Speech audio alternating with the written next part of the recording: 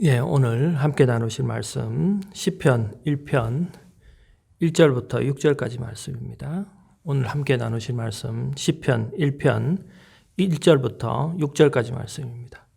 같이 한 목소리로 봉독하겠습니다. 복 있는 사람은 악인의 꾀를 쫓지 아니하며 죄인의 길에 서지 아니하며 오만한 자의 자리에 앉지 아니하고 오직 여호와의 율법을 즐거워하여 그 율법을 주야로 묵상하는 자로다. 저는 시냇가에 심은 나무가 시절을 쫓아 과실을 맺으며 그 잎사귀가 마르지 아니함 같으니 그 행사가 다 형통하리로다. 악인은 그렇지 않으며 오직 바람에 나는 겨와 같도다. 그러므로 악인이 심판을 견디지 못하며 죄인이 의인의 회중에 들지 못하리로다. 대저 의인의 길은 여호와께서 인정하시나 악인의 길은 망하리로다. 오늘 말씀 위해서 기도하겠습니다. 거룩하신 하나님 아버지 참 감사합니다. 하나님, 오늘날 2021년이 지나서 시작되었는데도 아직까지 코로나 문제로 많이 어렵고 힘든 이 상황에서도 하나님 앞에 예배드리기 위해서 영상 앞에 나와서 예배드리는 많은 성도들 하나님께서 그 마음에 위로하시고 하나님의 놀라운 말씀으로 인해서 그들이 심령 가운데 하나님을 더 사모할 수 있도록 주님 도와주시옵소서. 이 시간 말씀에 하나님의 기름 부음이 충만하게 하시고 또 듣는 자나 전하는 자 모두가 하나님의 은혜에 충만한 삶, 또 충만한 시간 될 수 있도록 주님 도와주시옵소서. 주님 은혜 간절히 구합니다. 이 모든 말씀 거룩하시고 존귀하신 예수님의 이름으로 기도합니다. 아멘. 인생에는 많은 길이 있습니다. 하지만 결국에는 두 가지 길 중에 하나를 가게 됩니다. 의인의 길과 악인의 길입니다. 어떤 길을 가느냐에 따라서 삶에는 전혀 다른 결과를 얻게 됩니다. 오늘 시편 1편은요. 의인의 길을 가는 복 있는 사람과 악인의 길을 가는 사람을 대조하면서 우리에게 그 결과를 보여주고 있습니다. 먼저 1절 말씀 보겠습니다. 복 있는 사람은 악인의 꾀를 쫓지 아니하며 죄인의 길에 서지 아니하며 오만한 자의 자리에 앉지 아니하고, 실제로 원어로 1절 읽으면요. 시작이 감탄사로 시작됩니다. 우리는 이제 복 있는 사람 이렇게 시작하는데요. 원어로 보면 복되도다 이렇게 시작합니다.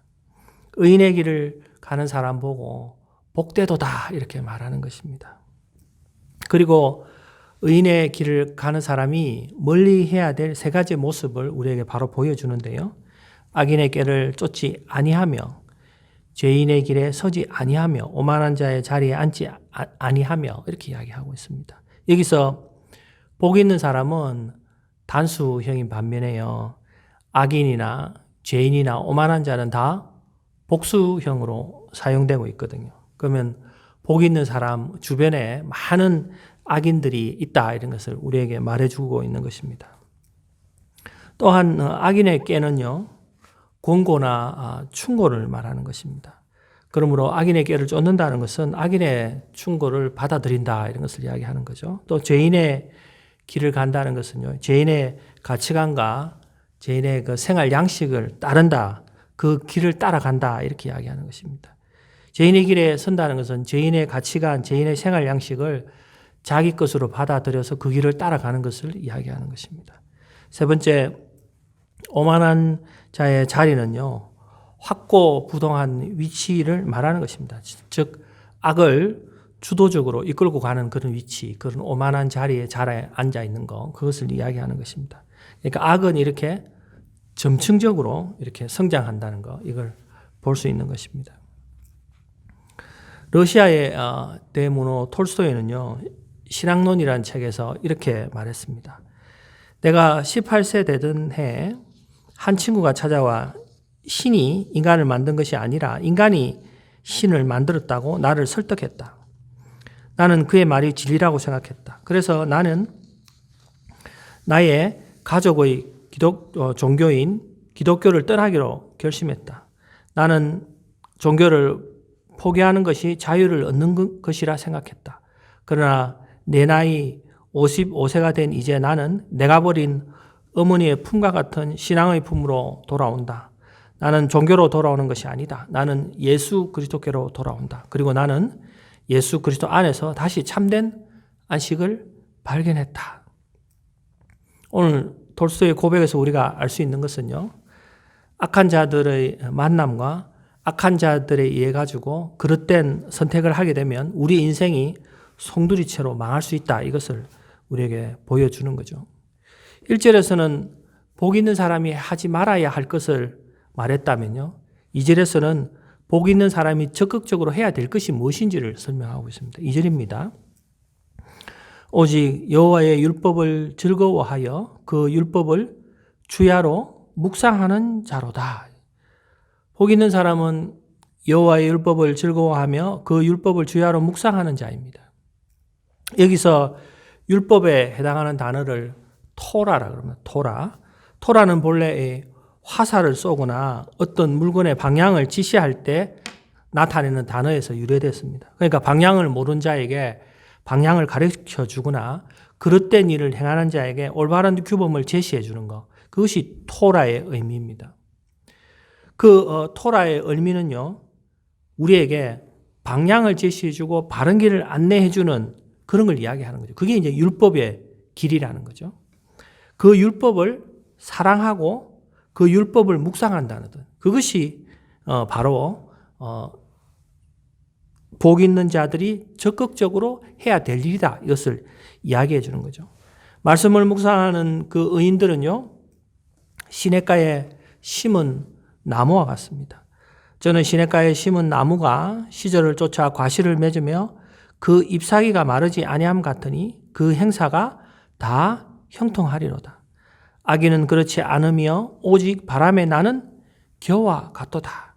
시냇가에 심은 나무는 아무리 힘든 가뭄에도요, 물과 영양분이 공급되어서 나무가 무성하고 풍성한 열매를 맺으면서 형통한 인생을 살아가지만, 반대로 악인의 길은요, 바람에 나는 겨와 같다라고 설명하고 있습니다. 이렇게 바람에 나는 겨를 우리가 쉽게 이해할 수 있는 방법은, 농부가 이 알곡을 채질할 때 이 채질하면서 이 껍데기는 날아가 버리고 알맹이는 그 자리에 다시 떨어지게 되는 거죠. 그죠? 악인은 바람에 나는 겨와 같이 날아가 버리고 또 알곡은 다시 모여지는 거죠. 이 악인들에게는요, 하나님의 심판이 곧 바로 기다리고 있습니다. 5절과 6절입니다. 그러므로 악인이 심판을 견디지 못하며 죄인이 의인의 해중에 들지 못하리로다. 대저 의인의 길은 여호와께서 인정하시나 악인의 길은 망하리로다. 세상에서 꾀를 써가면서 성공한 사람들이 사람에 의해서는 평가를 받을지 몰라도요, 하나님의 불꽃 같은 심판은 견딜 수 없으며 죽어서 그리고 의인의 해중에 모임에 들지 못합니다. 알곡이 제거되고 난 다음에 이 겨 껍데기들이 불에 태워지는 것과 같이 악의 길을 갔던 사람들은요, 하나님의 심판을 받을 것입니다. 오늘 우리가 읽은 본문에서 가장 중심이 되는 말씀이 무엇이겠습니까, 여러분? 바로 묵상입니다. 묵상은요, 말씀을 묵상함으로 인해서 삶의 방향, 아까 이야기했던 그 토라로 인해서 삶의 방향을 알고 하나님의 말씀을 통해서 분별함으로써 악인들의 꾀를 쫓지 아니하고 죄인들의 길에 서지 아니하고 오만한 자리에 앉지 않습니다. 또한 묵상을 통해서 삶의 뿌리가 하나님께 닿아 있기 때문에 인생의 가뭄에도 결코 흔들리지 않습니다. 그래서 묵상이 오늘 말씀의 핵심이 되는 거죠. 묵상은 우리 내면에 말씀을 담아두는 행위입니다. 명상과 묵상은 다릅니다. 명상은 자기 속에 있는 생각을 자꾸 없애버리고 생각을 비우는 것이지만, 묵상은 내 생각 속에 하나님의 말씀을 심고 마음이 말씀을 먹는 그런 행위입니다. 말씀을 소화하는 과정이죠. 그게 묵상입니다. 여러분, 우리가 음식을 먹는 것보다 음식을 소화하는 것이 훨씬 더 중요합니다. 음식 자체가 힘이 되는 것은 아닙니다. 음식을 먹어서 소화해야 우리 안에서 그 음식이 힘이 됩니다. 그리고 우리가 그 음식을 소화해야 우리 안에 능력이 되는 거죠. 말씀 묵상은 우리가 음식을 소화하는 것과 똑같습니다. 또한 묵상은 반추라는 말에서 나왔습니다. 소가 풀을 먹은 후에 다음에 다시 꺼내어서 다시 되씹는 것, 이것을 반추라고 합니다. 소가 풀을 먹은 후에 반추하는 과정을 통해서 소는 사람에게 젖을 줍니다. 풀이 젖이 되어가는 과정이 묵상인 것입니다. 하나님의 말씀도 소가 풀을 먹는 것 같이 말씀을 묵상하면 신령한 젖이 나옵니다. 그래서 베드로전서 2장 2절에 이렇게 말합니다. 갓난 아이들 같이 순전하고 신령한 젖을 사모하라. 이는 이로 말미암아 너희로 구원에 이르도록 자라게 하려 함이라. 딱딱한 말씀이 깊은 묵상을 통해서 순전한 젖이 되는 것입니다. 말씀의 묵상은 우리의 영혼에 신령한 영양분을 공급합니다. 마귀는 우리에게 돈과 명예와 쾌락과 권력을 주겠다고 약속합니다. 그 대신에 우리 안에 있는 말씀을 빼앗아갑니다. 그래서 말씀을 읽으면 우리는 잠이 오고 말씀을 읽으면 자꾸 다른 생각이 생깁니다. 말씀을 묵상하지 못하게 빼앗아가기 위해서입니다. 마가복음 4장 15절에 보면요. 말씀을 들었을 때 사단이 즉시 와서 저에게 뿌리온 말씀을 빼앗는 것이요. 우리 안에 심겨진 말씀을 자꾸 빼앗는 것이죠. 마귀는 우리에게 모든 것을 다 주어도 말씀을 주지 않으려고 합니다. 말씀 속에는 놀라운 비밀이 담겨져 있습니다. 그것을 암송하고 묵상할 때 우리 안에 놀라운 능력이 나타나기 때문에 마귀는 그것을 어떻게 하든지 빼앗으려고 하죠. 말씀 속에 우리가 묵상하면서 정말 느끼지 못하도록, 경험하지 못하도록 하려고 하는 거 크게 세 가지가 있습니다. 많은 것이 있지만 특별히 크게 세 가지가 있는데 첫 번째는요. 말씀 속에는 하나님의 생명이 담겨져 있습니다. 하나님의 말씀은 생명력입니다. 우리를 살리는 능력입니다. 영생을 얻게 하는 능력입니다. 우리가 성경의 말씀을 듣고 깨달음으로 인해서 구원에 이르는 것과 똑같습니다. 말씀은 우리를 거듭나게 하고 생명을 줍니다. 베드로전서 1장 23절에 보면요. 너희가 거듭난 것이 썩어질 씨로 된 것이 아니요 썩지 아니할 씨로 된 것이니 하나님의 살아있고 항상 있는 말씀으로 되었느니라. 인간이 새로운 피조물이 되고 새로운 생명을 받기 위해서는 하나님의 말씀으로만 가능합니다. 세상에 있는 그 어떤 것도 할 수 없는 일입니다. 말씀 속에는 성령님의 생명력이 담겨져 있습니다. 우리가 말씀을 읽을 때 말씀이 살아있는 것처럼 생명력 나게 움직이는 이유가 바로 성령님의 생명력이 담겨져 있기 때문에 그런 것입니다. 예수님은 말씀으로 이 땅에 오셨습니다. 예수님 말씀이십니다. 말씀이 육신이 되셔서 이 땅에 오신 것입니다. 예수님을 묵상할 때 우리는 우리 안에 생명이 일어나고 영생이 우리한테 되는 것입니다. 두 번째, 말씀 속에는요, 하나님의 능력이 담겨져 있습니다. 하나님은 말씀으로 모든 세상 만물을 창조하셨습니다. 말씀은 창조의 재료가 됩니다. 말씀 속에는 하나님의 능력이 담겨져 있습니다. 하나님은 무엇을 말씀하시든지 말씀대로 창조하셨습니다. 히브리서 11장 3절에 보면요. 믿음으로 모든 세계가 하나님의 말씀으로 지어진 줄 우리가 아나니. 하나님의 말씀에 능력이 담겨져 있습니다. 인생은 능력의 문제입니다. 그래서 우리가 수없이 공부하는 이유가 또 수없이 다른 일을 수고하면서 하는 이유가 그 능력을 받기 위한 거죠. 사람들은 능력을 갈망합니다. 능력은 지속적으로 공급받고 또 능력이 지속되기를 우리는 소원하는 것입니다. 능력이라고 다 좋은 것은 아닙니다. 어떤 능력을 추구하느냐가 중요합니다. 하나님도 능력이 있고 사탄도 능력이 있습니다. 하나님은 세우시는 능력이요, 살리는 능력이요, 사탄은 무너뜨리는 능력이요, 죽이는 능력입니다. 참된 능력은 하나님께 속합니다. 하나님의 말씀은 살리는 능력이요, 말씀을 우리가 묵상하면 묵상할수록 우리 안에 하나님의 능력이 더 크게 나타나는 것입니다. 세 번째, 말씀 속에는 치유와 회복이 있습니다. 말씀은 치유력입니다. 말씀은 우리의 병을 고쳐주고 우리의 병든 마음을 회복시켜줍니다.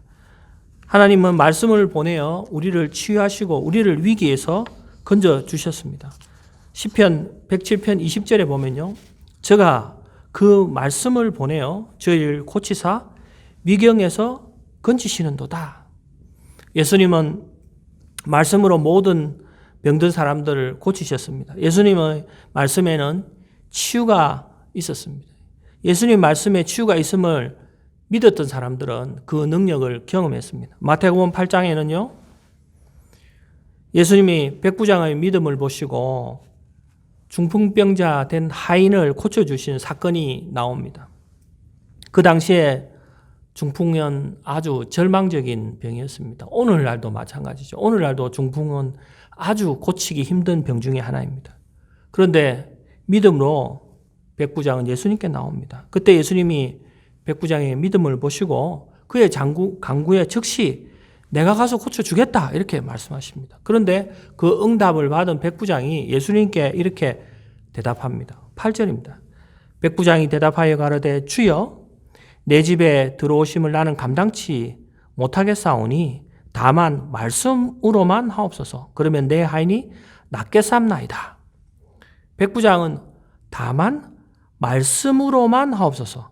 예수님 말씀만 하시면 그 어떤 중한 병도 치유될 걸 백부장은 믿었습니다. 예수님은 말씀으로만 치유될 수 있는 그 믿음을 가진 그 백부장을 보고 굉장히 큰 칭찬을 하십니다. 그리고는 마지막으로 예수님께서 이렇게 말씀하시면 13절에 예수께서 백부장에게 이르시되 가라 내 믿음대로 될지어다 하시니 그 시로 하인이 나으니라. 예수님의 말씀은 어떤 병도 치유할 수 있습니다. 그 말씀을 우리가 묵상할 때 우리 안에 있는 과거가 새롭게 해석되면서 우리의 마음의 병이 회복되고 육신이 치료의 광선에 의해서 치료가 일어납니다. 말씀은 우리를 회복하고 치유하게 합니다. 페란 나몬이 쓴 등대라는 책을 보면요, 페바르츠 등대 이야기라는 내용의 이야기가 나옵니다. 페바르츠 등대는요, 밤이면 밤마다 3,000여 회 정도 반복해서 빛을 비춥니다. 하룻밤에 3,000번 정도 빛을 반복해서 바람으로 향해하고 있는 선백도를 돕고 있는 것입니다. 등대의 사명은요, 반복해서 빛을 밤에 비추어서 선박을 돕는 일입니다. 페바르츠 등대의 능력은 무엇에 있을까요? 바로 반복에 있습니다. 3,000번의 빛을 보내는 반복에 있습니다. 묵상 속에 담아주신 하나님의 놀라운 능력도 바로 반복에 있습니다. 말씀 묵상의 세계는 반복의 세계입니다. 여러분, 오늘 우리가 가장 중요했던 말씀 본문 2절을 다시 한번 볼까요? 오직 여호와의 율법을 즐거워하여 그 율법을 주야로 묵상하는 자로다. 하나님의 말씀을 주야로 묵상한다는 것은 주야로 반복해서 말씀을 묵상하는 것입니다. 말씀을 계속해서 읊조리는 것입니다. 묵상의 원리는 바로 반복의 원리입니다. 반복의 원리는 바로 하나님의 지혜가 담겨져 있는 것입니다. 하나님의 말씀을 반복적으로 묵상할 때 우리는 하나님이 주신 놀라운 은혜와 능력과 지혜를 경험할 수 있습니다. 매일의 반복은 내 미래를 결정합니다. 여러분, 하루도 쉬지 않고 매일 하는 일이 그 사람의 정체성을 말해줍니다. 매일 술을 마시는 사람은 알코올 중독자가 됩니다. 매일 도박을 하는 사람은 도박 중독자가 됩니다. 매일 마약을 하면 마약 중독자가 됩니다. 주야로 하나님의 말씀을 묵상하게 되면 우리는 하나님의 놀라운 능력을 경험하게 됩니다. 묵상은 하나님의 은혜를 누리는 축복의 수단입니다. 묵상은 하나님의 은혜를 경험하는 방법입니다. 하나님의 말씀을 천천히 읽으면서 그 의미를 명확하게 이해하고 그 진리를 반복해서 읽고 음미하면 말씀이 우리 영혼 깊숙이 계속해서 자리 잡고 스며들게 됩니다. 제가 매일 하는 일이 있습니다. 저는 제 자신에게 매일 복음을 전합니다. 오늘 내 죄가 용서받았다. 예수님께서 나를 위해 죽으시고 부활하셔서 나를 구원해 주셨다. 지금도 예수님은 나를 다스리시며 매일 나를 위해서 중보하고 계신다. 나는 아무것도 아닌 존재다. 매일 제가 하는 묵상입니다. 매일의 묵상은 귀한 영적인 세계를 경험하게 합니다. 예수님이 새롭게 보입니다. 2021년도에는 지속적인 말씀 묵상을 통해서 새로운 영적 경험을 하시고 하나님이 주시는 놀라운 축복을 말씀 묵상을 통해서 누리는 저와 여러분 되기를 간절히 축원합니다. 기도하시겠습니다.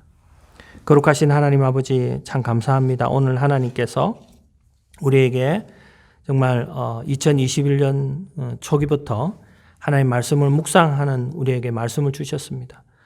말씀을 그냥 듣고 지나치는 것이 아니라 그 말씀을 우리 마음 가운데 계속해서 되새겨서 정말 그 묵상을 우리가 하나님 앞에 경험함으로 해서 2021년도에는 하나님을 놀랍게 경험할 수 있도록 주님 도와주시옵소서. 주님께서 복 있는 자에게 복되도다 말씀하신 것처럼 말씀 묵상을 통해서 우리가 복되도다 하신 그 예수님 하나님의 말씀을 우리 마음 가운데 느끼며 살아갈 수 있도록 주님 도와주시옵소서.